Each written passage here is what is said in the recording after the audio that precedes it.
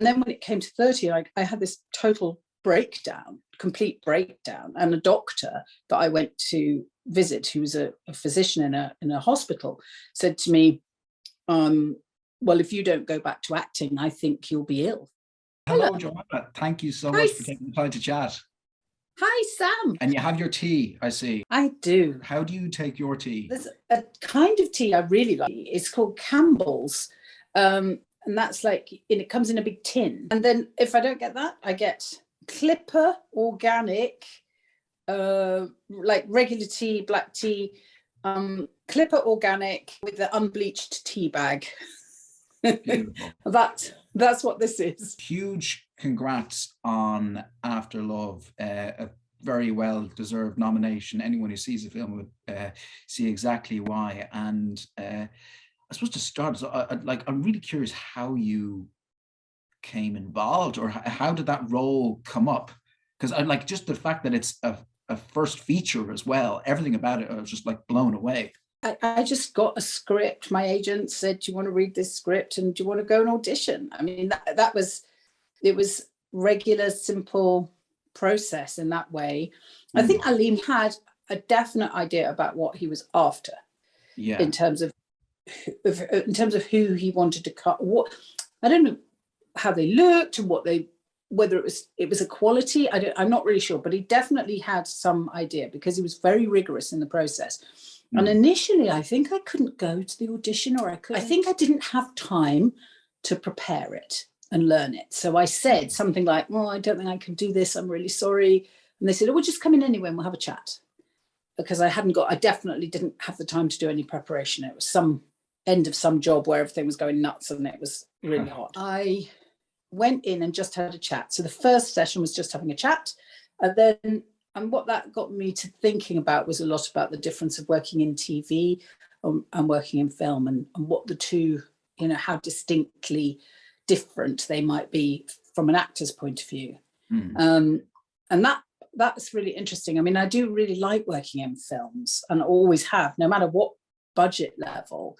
They have a different, a different approach almost to the whole thing, because you know what the end is going to be. You absolutely know that whole, the whole shape of it is set. You're coming at it from a very different way of playing. And I always think, because a lot of the storytelling in film is not really done through the character. It's a lot, it's about the edit might be telling the story, or, so you don't quite have the same responsibilities as an actor to sort of carry the narrative. Right. And that I find that really different, so that for me it means I can just kind of be in the state of the character. You get to film in sequence? We shot the end first. Okay, right. So all the things that happened in the house in Dover, on the cliffs in Dover, all of that was shot in the first week. And then we went over to Calais, and we shot in Calais, and then we shot the interiors of Calais in London. So it was sort of 3 different locations, and that meant that there was nothing in sequence. I'm curious to know, because I'm assuming that for that role in particular, a lot of research needs to go into between, unless you were already educated yourself, but as far as cultural differences, and did you have to take, do you have an existing process that in no other role you do the same amount of research, or was there something different about this one? Well, I was really nervous of taking on the role of an Islamic, a convert to Islam. I had a decent enough amount of time to do some research, spent some time in the mosques, spent some time with Aleem, of course, and Aleem's mum. She was key to that process. And actually Talid's mum, the boy, Talid Aris, who plays Solomon, his mum, and she's from Syria, and she's also Muslim. So I kind of tried to talk to them as individuals and be respectful to the presence of faith itself, and a religion and a religious practice, but at the same time get behind that and beyond that into who is this person and who are these individuals, and sort of work with some particularity, I guess, because from both ends of the spectrum, it was a bit nerve-wracking like, am I going to do something that's really going to be offensive on the one hand, out of just generalization, and Yeah. on the other hand, am I going to make this so particular that it will also be offensive? Yeah. The other way. So I can't honestly say that I ever felt confident about any of that, but I did just use, I guess I used my own experience of coming from a religious family, because my family were Roman Catholics. My mother was a convert to Catholicism. And so I could mark the difference between how she is and how my dad is, who was born and brought up a Catholic. They're very different in their Catholicism. So I kind of used something of my own experience as well into that. Yeah, but I think, you know, and for me personally, I could relate to it, even though I don't have the experience in that religion itself. But, you know, I've grown up in an Irish household, and whereas, you know, some members of my family are not religious, some are, and I think there's what shows it just anyone can relate to some of the themes, and to I think it brought it home for me. I know and love you for your comedic work, and it was kind of amazing to see you in this role that just I wouldn't have seen you in it before, and I bought it completely. But I'm interested to learn more about well, like, how did you get started? Because, like, one of my favorite comedies of all time, like, I reference it all the time. Sometimes I write and produce my own stuff, and people ask me, "Oh, what's your favorite show?" or whatever, and I always go on about Getting On, and it's one of the, I just remember it after all these years, and I'm interested how that came about, because it was through with Jo Brand, was it?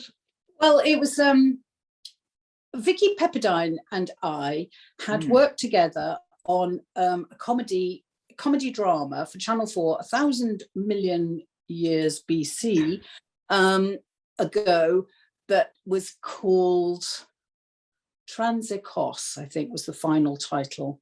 No, I think it's called Coming Soon was fine. It was called, in development, it was Transikos, then it became Coming Soon.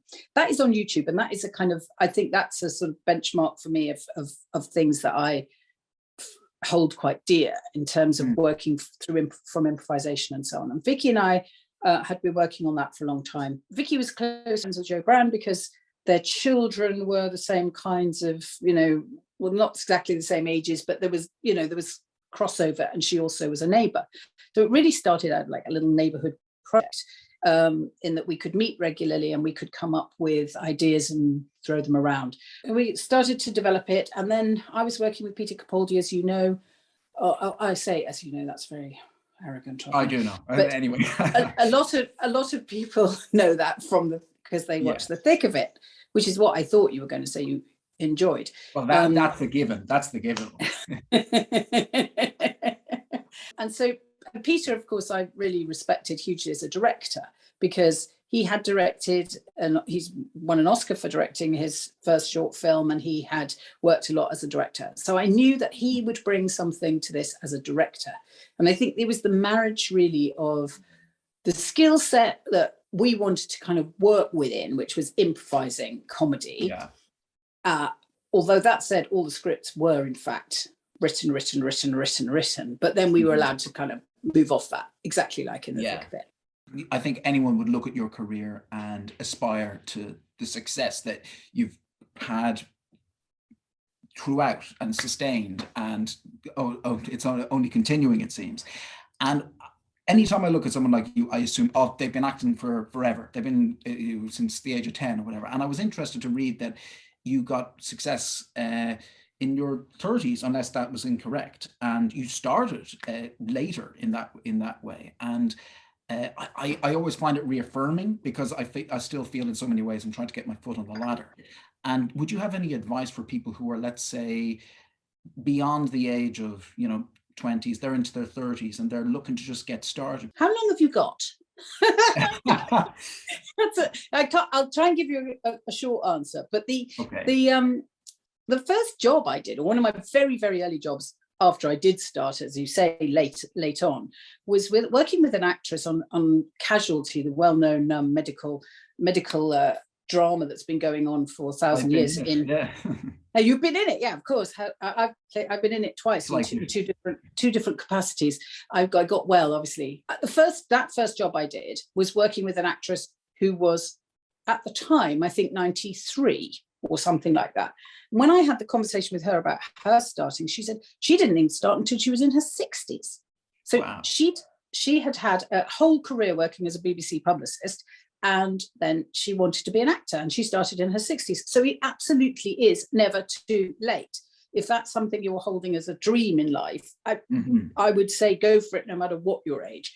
I did start the business of being an actor when I was a child. And but I have this thing that I really value amateur and community theatre and drama. I just think not everybody wants to be part of this industry. This industry is very particular, and you have to have certain skills that are nothing to do with acting in order to kind of survive it, and certainly to thrive in it. And it may well be that you don't want that, but you do want to do the playing, having the fun of it. I did it all through a child, all through university, then had a lot of problems trying to, knock on the door. Nobody wanted me. I just didn't, there was rejection after rejection. Yeah. And that ended up with me going into teaching. So I was teaching on a drama BA at a Leicester Polytechnic, which became De Montfort University over the period that I was there. And so I was always sort of involved in theatre making, acting process, also contemporary dance, music. And that was always my life. I mean, that's what I enjoyed. And that's probably my priority. And then when it came to 30, I had this total complete breakdown. And a doctor that I went to visit, who was a physician in a hospital, said to me, well, if you don't go back to acting, I think you'll be ill for the rest of your life. And as he said it, I just thought, oh my goodness, I think that's absolutely true. I think I would be. I'm very unhappy not doing it, So that was why I then decided to try and become a professional. And it has, to be honest, this so-called success is not really the point, because I have enjoyed the doing of it, and I work because I enjoyed the day I'm working in on that day. Joanna, thank you so much. Absolute pleasure to speak to you. Thank you so much, Sam. Lovely to see you.